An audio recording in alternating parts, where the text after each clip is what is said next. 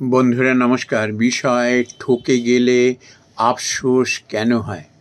বন্ধুরা, এই সম্প্রতি আমার একজন পরিচিত মানুষ তো আমার কাছে এসে বললো, আজ আমার মনটা খুব খারাপ। আমি কেন, কি হয়েছে?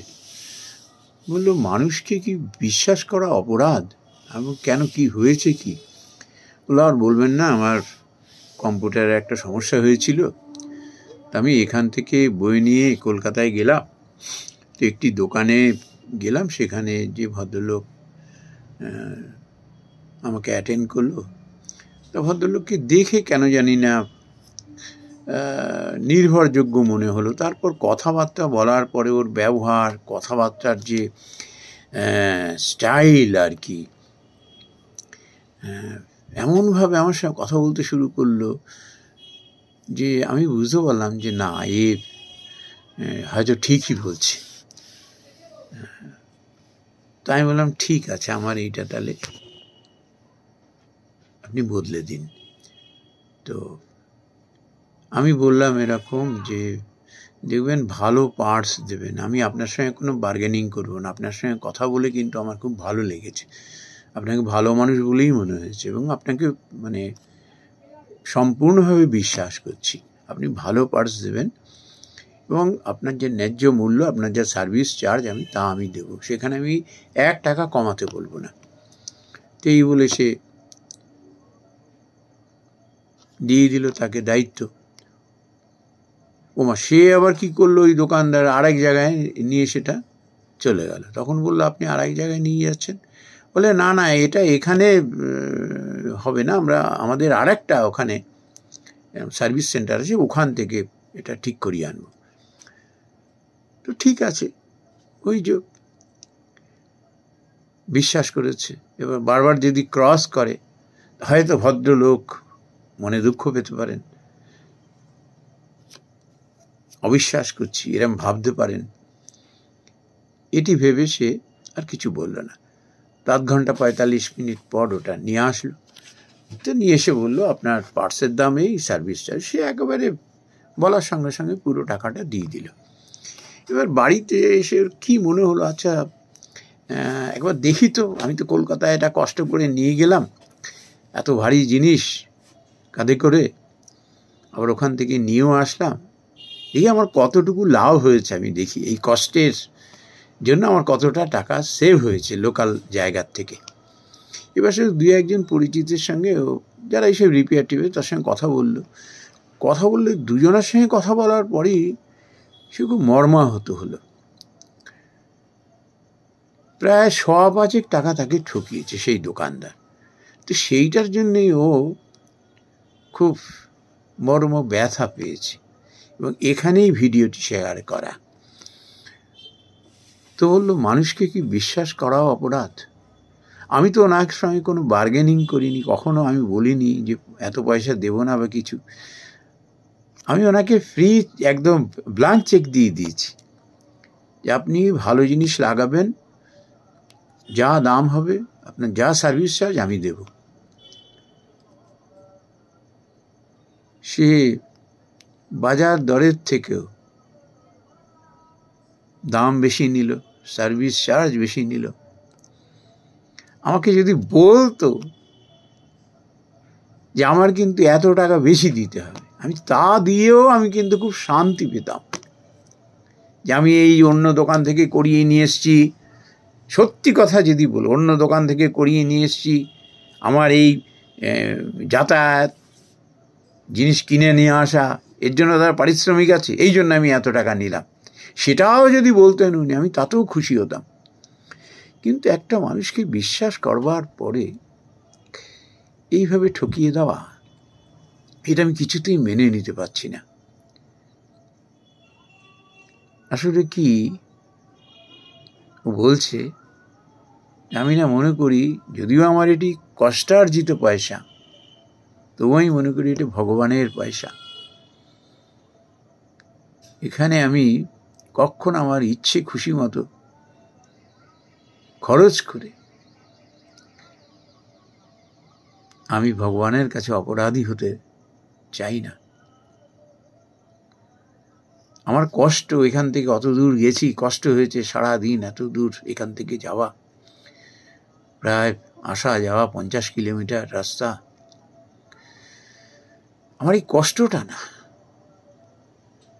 আমি ভগবানের দেওয়া পয়সা আমি এইভাবে ঠকে আসলাম। তা আমি এটি শোনার পরে ওকে বললাম যে দেখো বাপু, এতে তোমার কোথায় দোষ? তুমি তাকে বিশ্বাস করেছো, সেই বিশ্বাসের মর্যাদা সে দেয়নি, তোমাকে ঠকিয়েছে। তবে হ্যাঁ, একটা ব্যাপারে তোমাকে আমি অবশ্যই বলবো, সেটা হলো কি, দেখো মানুষের সঙ্গে প্রথম দর্শনেই তার উপর সম্পূর্ণ আস্থা তুমি রেখে ফেললে, তাকে বিশ্বাস করে ফেললে, এটি করতে যেও না। সে বরাবর যদি তার কাছে যেতে, পরিচিত হয়ে গেছে এবং আস্থা অর্জন করেছে, তখন ঠিক আছে। ওই মিষ্টি মিষ্টি কথা বললো, এমনভাবে কথা বললো ট্যাক্টফুলি যে তাকে বিশ্বাস করবার মতোই, তোমায় চা খাওয়ালো, তার জন্য তুমি পাছে লোকে কিছু বলে, অর্থাৎ কি না, ওই ভদ্রলোককে বারবার ক্রস করব, বারবার বার্গেনিং করব, ভদ্রলোক যদি মনে কষ্ট পান, ভদ্রলোক যদি ভাবেন যে আমি বিশ্বাস করছি না তাকে, উনি কষ্ট পাবেন, এই সব অমূলক ভাবনা এগুলো। তুমি তার দয়া দাক্ষিণ্য যেমন চাইছো না, সেও তোমায় কোনো দয়া করবে না। পরিশ্রমের বিনিময়ে তুমি দুটো পয়সা বাঁচাতে তুমি 50 কিলোমিটার তুমি বোঝা কাঁধে নিয়ে গেছো কলকাতায়, সেও ওখানটা দোকানদারি করছে পয়সা অর্জনের জন্য। পরস্পর পরস্পরকে বাজাবে তো বই, এতে কোনো মনে ব্যথা পাওয়ার কোনো কথা নাই, বাজিয়ে নেওয়া উচিত। আর 5টা দোকান তুমি ঘুরে দেখতে পারতে। যাই হোক, এটা নিয়ে আফসোস করো না, ভগবানের কাছে ক্ষমা চেয়ে নিয়েছো, ভগবান তোমাকে সহায় থাকবেন তোমার। আর এইটা থেকে তুমি যে শিক্ষা পেয়েছো, সেটাও যাতে মনে থাকে, ভগবান নিশ্চয়ই সেটিও দেখবেন। আমি বললাম যে চট করে মানুষের উপরে না এত আস্থা রেখো না, এত বিশ্বাস রেখো না। কয়েকদিন তার সঙ্গে ডিল করো, তারপর যখন দেখবে হ্যাঁ বিশ্বাস করবার মতো লোক, তখন তাকে বিশ্বাস করো। প্রথম দর্শনেই তার কথায় মুগ্ধ হয়ে গেলে, বিশ্বাস করে ফেললে, আর কোথাও তুমি আর খোঁজখাজ নিয়ে দেখার চেষ্টা করলে না, যেখানে করার ছিল সেখানে তুমি করলে না, বাড়িতে এসে তুমি খোঁজ খবর শুরু করলে। আমি বুঝতে পারছি সাময়িকভাবে তার কথায়, সেটা আমি বুঝতে পারছি, তুমি মুগ্ধ হয়ে গেছো, বিশ্বাস করে ফেলেছ।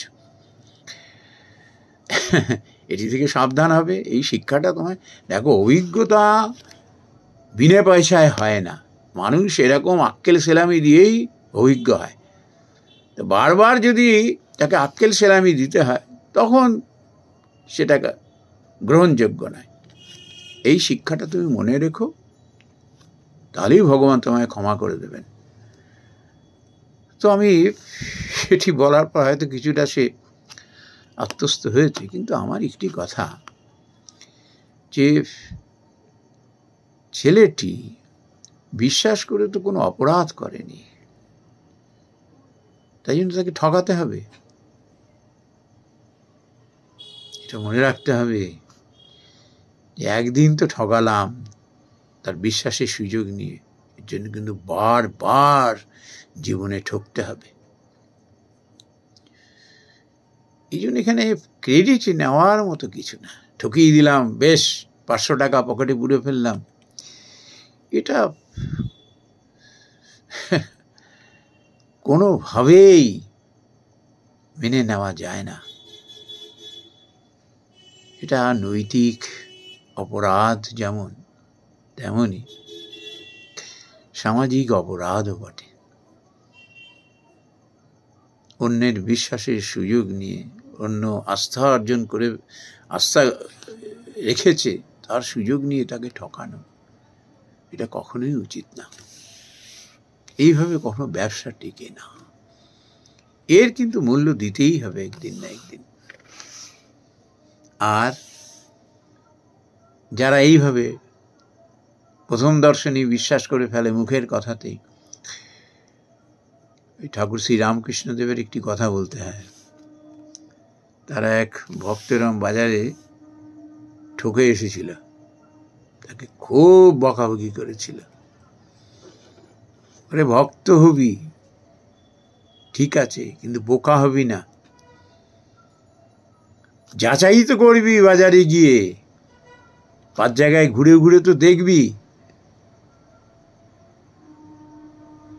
তারপরে নিজেই বুঝতে পারবি।